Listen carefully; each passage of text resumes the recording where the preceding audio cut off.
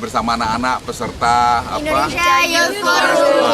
Indonesia Youth Forum yang jumlahnya 220 orang dan kami berbincang-bincang mengenai Indonesia ke depan dan mereka semua sepakat untuk mencari pemimpin yang punya hati. Begitu ya? Iya. Nah, mereka ini anak-anak muda, ada yang mahasiswa, ada yang SMA yang menjadi harapan bangsa Indonesia 20 tahun ke depan. Dan mereka berjanji mereka akan belajar dengan baik, punya hati yang baik dan punya kesehatan yang baik. Kesehatan itu dalam kesehatan jiwa juga, sehingga ini menjadi harapan bangsa untuk membawa Indonesia menjadi negara besar dalam 15 tahun, 20 tahun ke depan ini. Selamat bekerja. Terima kasih. Ya.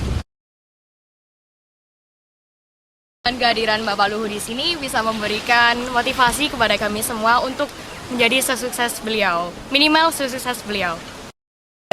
Ikut serta dalam Indonesia Youth Forum tahun 2014 ini, semoga kelautan di Indonesia jadi lebih maju, lebih jaya, dan pasti menginspirasi untuk banyak orang. Indonesia ini semoga kami pemuda-pemuda Indonesia bisa menjadi pemuda-pemuda yang menginspirasi pemuda-pemuda lainnya untuk terus sukses dalam mengembangkan Indonesia. Youth Forum 2014 di Wakatobi ini kami merasa bahwa surganya dunia kelautan itu ada di Wakatobi. Jadi sebagai duta pariwisata Wakatobi yang nantinya diamanahkan, kami berharap Indonesia bisa menjadi pusat bahari internasional. Betul. Semoga sukses. Aktif terus Pak. Semoga amanah. Terus berjaya. Ayo. Semoga tetap konsisten, selalu kreatif untuk Indonesia. Indonesia hebat. Indonesia hebat. Warahmatullahi wabarakatuh.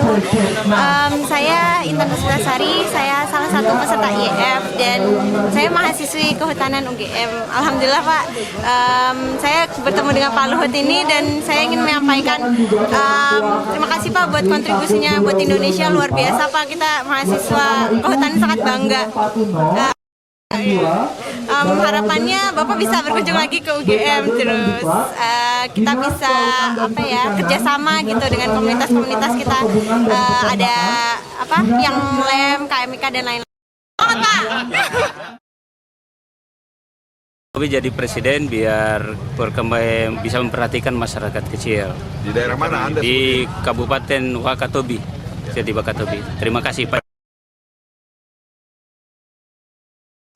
Pak Jokowi bisa terpilih jadi presiden, bisa memperhatikan utamanya kita di Kabupaten Wakatobi ini, di Desa Mola, Kecamatan Wangeng Selatan, Kabupaten Wakatobi. Terima kasih. Dengan nama siapa? Nurdin M. Sebagai Kepala Desa Mola. Masyarakat di sini ini, khususnya juga orang Bajo yang saya tahu di sini ini, memang diidolakan itu Jokowi Pak. Ya. Terima kasih.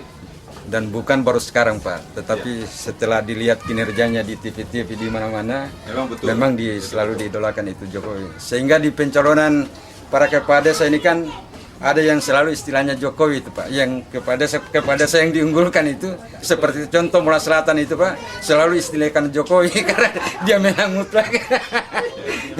Dia ke rumah itu, masuk rumah ke rumah. Tidak pernah dia, tapi sosialisasinya masuk juga melalui kelembagaan Bajo ini Pak. Kita juga sudah meminta kepada seluruh Bajo Indonesia agar marilah kita bersatu sama-sama mendukung Jokowi. Itu harapan besar kita Pak, terutama Bajo Wakatobi ini. Kami semua orang Bajo Wakatobi suka sama kamu. Jokowi, kau jadi presiden nih, kau banyak disuka orang. Ya, gitu.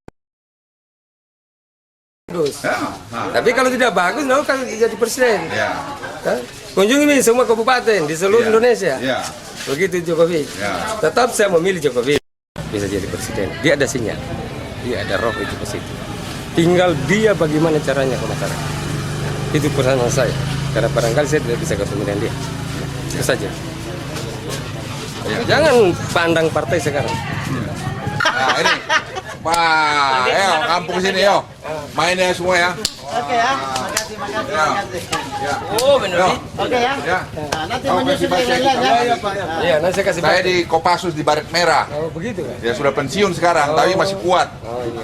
Saya juga tidak sekolah Pak. Tidak apa-apa, Ya, itulah. hatinya yang penting baik. Itulah. Nah, Bapak bisa Bicara itu komunikasi sama sejujurnya. alam, itu betul. Jangan bicara pakai lidah dua itu kata orang Betul. tua. Oh, betul. Lidah dua itu kan berbohong-bohong. Betul, betul. Ya Bicara Pak ya. satu.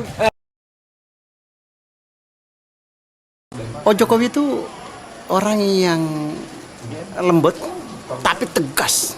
Tegas dalam artian apa? Tegas di dalam mengambil keputusan dan melakukan sesuatu. Negeri ini butuh orang seperti itu, bukan kelihatannya tegas, tapi lembek gitu loh. Tetapi orang yang memang walaupun lembek tetapi tegas mengambil keputusan dan melakukan sesuatu berdasarkan pada realitas lapangan dan pendekatan kebudayaan. Itu ada pada sosok Jokowi. Jadi dia tidak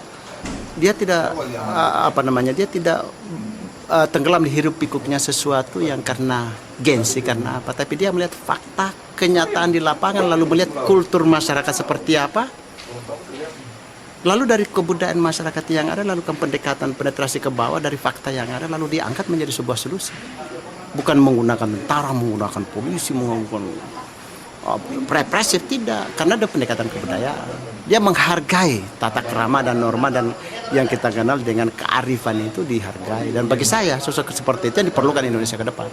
Dan itu ada pada Jokowi.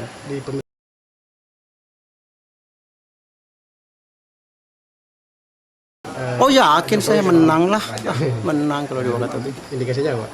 Ya indikasinya bahwa itulah yang cocok dengan cara pandang dia dan manusia yang memang di sini kan manusia yang berbudaya di sini, manusia yang ya civilization, orang yang beradab kan. Jadi bukan hegemoni. Ya dia itu orang yang berbudaya, yang realistik, dekat dengan rakyat. Masyarakat sini kan rata-rata masyarakat rendah. Ya pastilah mereka memilih orang yang bisa turun ke bawah, yang merasa bisa bersentuhan dengan dia, dan itu ada pada Jokowi. Terakhir Pak, harapan Bapak kepada Jokowi untuk Wakatobi sendiri. Ya tentu saya berharap pada Pak Jokowi bahwa sebetulnya masa depan Indonesia Timur itu bottleneck-nya di Wakatobi. Anda lihat semua kapal ke kawasan timur yang memuat bahan pangan, bangunan dan seterusnya pembangunan mesti lewat saya. Antara Wakatobi Lasalin. Kalau ini dilihat maka ini menjadi perhatian secara nasional Pak, tidak bisa dilepas ke saya. Karena ini bottleneck. Apa itu bottleneck? Penghambat pembangunan kawasan timur. Ya makanya kalau Pak Jokowi cuma saya minta kalau Bapak jadi presiden, jadikan bandara saya, Bandara Matahora menjadi bandara hub kedua setelah Makassar. Jadikan pelabuhan saya menjadi pelabuhan hub kedua setelah Makassar. Itu akan memicu pertumbuhan pasti Manado, pertumbuhan Ternate, pertumbuhan Maluku, ya, pertumbuhan Papua, Papua Barat, Papua Timur dengan segala macam kawasan lokal authority di sekitarnya. Gitu. Hambatan. Kenapa? Menurut saya begitu disentuh dua pendekatan ini, maka dinamika kehidupan di kawasan timur itu bisa memberikan sumbangsi ekonomi dan kesejahteraan masyarakat yang sangat signifikan pada Indonesia.